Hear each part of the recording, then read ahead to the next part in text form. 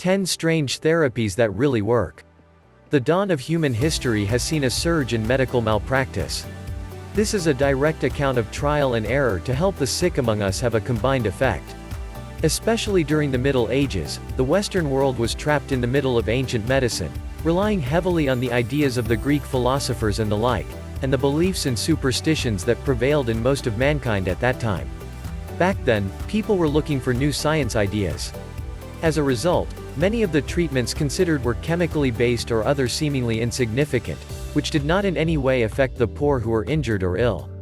The stars and planets had a profound effect on the medicine of the day until scientific experiments were finally successful. Here are 10 therapies from ancient times that were at least successful for patients who are poor or still active today. 10 Skull knitting. There has always been a high risk of death, whether immediate or long-term, with serious head injuries, as is often the case in the ancient world. Studies have shown that people who received brain damage, either during fights or personal conflicts, were 6.2% more likely to die prematurely than those who did not. One way to do this when a person is badly injured and a broken bone is to put the bone together. This helped to keep the limbs secure or in place so that the body could recover. Yes, skulls were made. Between jokes, fights, head injuries were common. Many farmers and knights alike supported them, although only the upper classes had access to real medicine, including skull knitting. 1. 9. Urine testing. Ancient Greek researchers, such as Hippocrates and Galen, believed that most diseases of the body came from an imbalance in 4 senses: black and yellow gall, phlegm, and blood.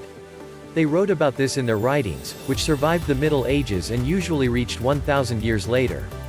Drawings and manuscripts from the Middle Ages instruct doctors to examine urine. Although the 4 jokes proved to be unthinkable, the point was clear.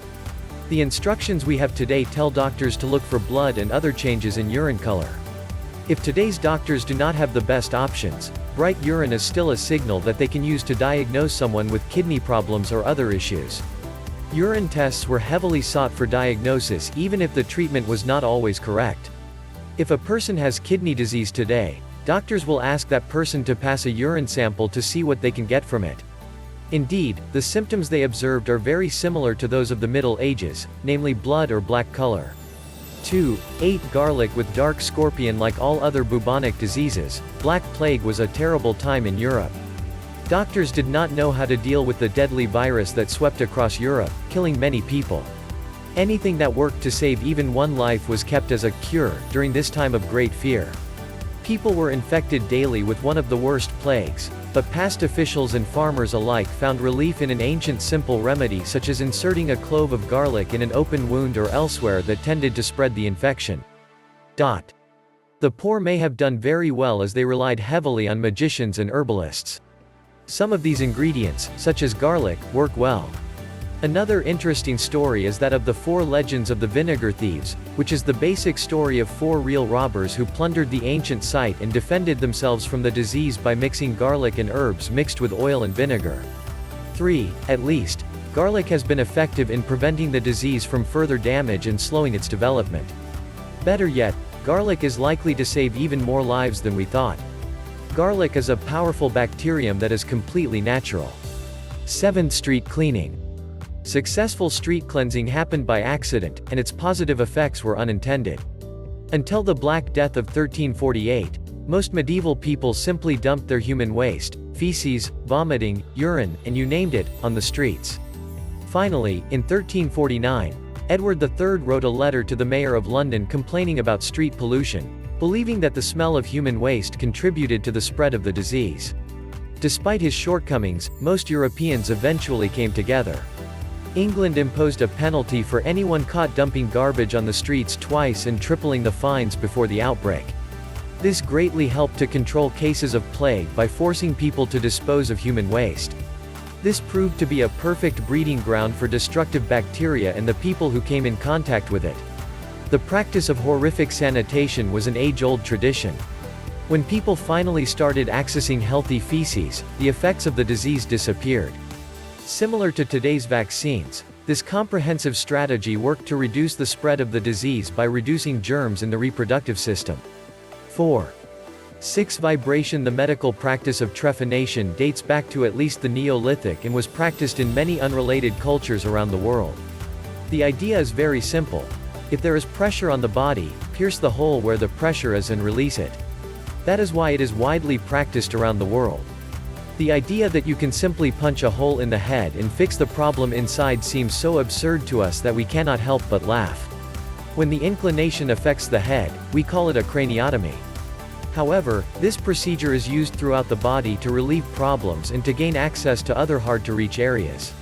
Some people have been taken many times, providing evidence of a decent survival rate for those who had a procedure performed in ancient times. 5. Bald eyes salve. Bald's eye salve is a unique and interesting topical ointment originally made for the eyes in the 9th century. It is made with onions, garlic, various spices, and herbs. Just what you can expect from your regular seasonal remedy. The recipe is from Bald's Leech Book, a medieval medicine book with various herbs over 1,000 years old and written in Old English. Interestingly, if you take one ingredient out of a 1,000-year-old recipe, it loses at least some of its effectiveness as an antidote. What you need to know more about how effective the recipe is. It kills some very sensitive bacteria and stops infections, including MRSA, dead in their tracks. Many antiretroviral drugs have a difficult time treating MRSA or are completely ineffective. 6. Wound repair. One of the lesser-known methods of healing from the Middle Ages is cauterization, which can be summed up as a form of basic surgery. Cauterization was used for all sorts of things, not just men with their arms amputated on the battlefield. In those cases, they had to lubricate the remains to keep the men out for minutes. However, cauterization also cures minor infections and injuries. We have a lot of evidence for these small forms of cauterization, some being less than 2.5 inches, 1 in wide. Cauterization is extremely dangerous and effective in treating wounds, so it is a double-edged sword. Its effectiveness lies in its ability to stop bleeding and close wounds. Its dangers stem from its alterations in the body's chemical proteins that can increase the chances and speed of infection at the site of injury. However, this is due to an infection that may have grown under the cauterized tissue and spread rapidly. 7. Exercise methods depend on the site and the injuries treated. In some cases, a flat surface was used. In some cases, hot poker could be placed on the wound to get it inside and out. There is no doubt that the patient should have been put down when this happened. 3. Microphone. The catheter was an ancient medical procedure commonly used for bladder infections that could block the urinary tract, preventing urination outside the body. The old catheter was a long, pointed, metal object that you hoped was clean before it was inserted inside you and fought around until the block was open. The catheters were bent to follow the natural course of the urethra at the top of the body. Usually, several people held the patient on the floor while the surgeon inserted a catheter into a person's body and tried to remove the obstruction. Old-fashioned catheters actually work.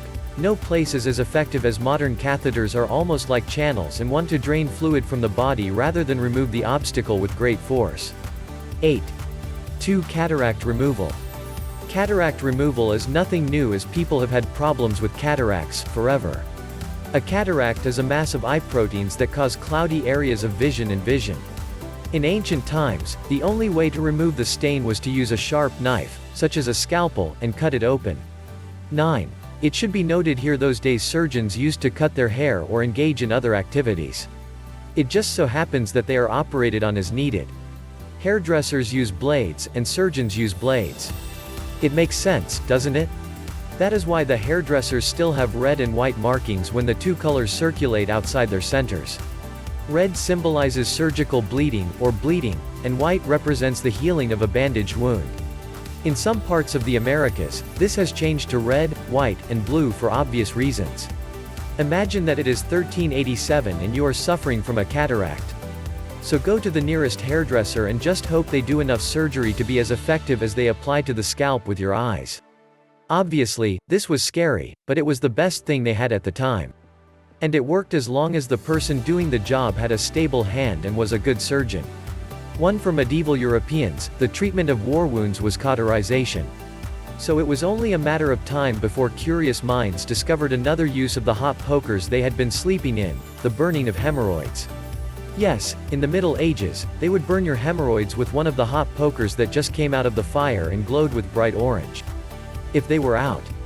But if it were inside, a device would have to be installed to clear hemorrhoids. Most of the time, people will turn to laser surgery to remove the discomfort and eliminate the pain or itching that results from hemorrhoids. 10.